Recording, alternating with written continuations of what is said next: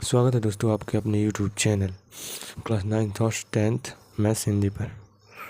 आज हम कक्षा 9वीं के पाठ 1 संख्या पद्धति के बारे में कुछ विषय पर चर्चा करेंगे।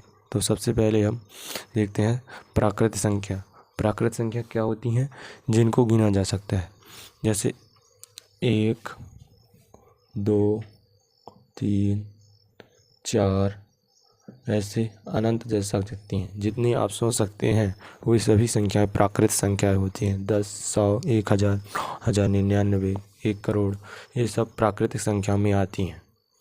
ठीक है दोस्तों। अब पूर्ण संख्याएं वही संख्याएं होती हैं जिनमें प्राकृत संख्याओं में शून्य जोड़ दिया जाए तो वो हो जाती हैं पूर्ण संख्याएं। जैसे प्राकृत संख्या में 1 से शुरू होती है और इसमें शून्य से शुरू होती है पूर्ण संख्या।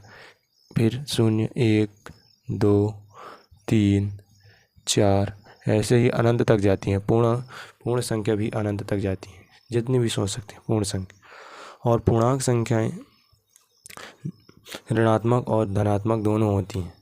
तो पूर्णांक संख्या क्या होती है? ऋणात्मक और धनात्मक दो प्रकार की होती हैं। पूर्णांक संख्या क्या होती हैं? धनात्मक यानी धन प्लस और माइनस वाली। और धनात्मक पूर्णांक संख्या क्या होती हैं?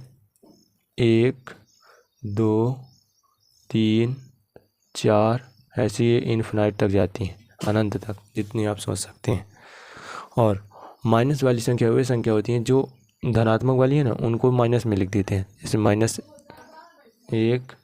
-2, -3, -4 ये भी इन्फिनाइट तक जाती हैं, माइनस इन्फिनाइट तक, अनंत तक।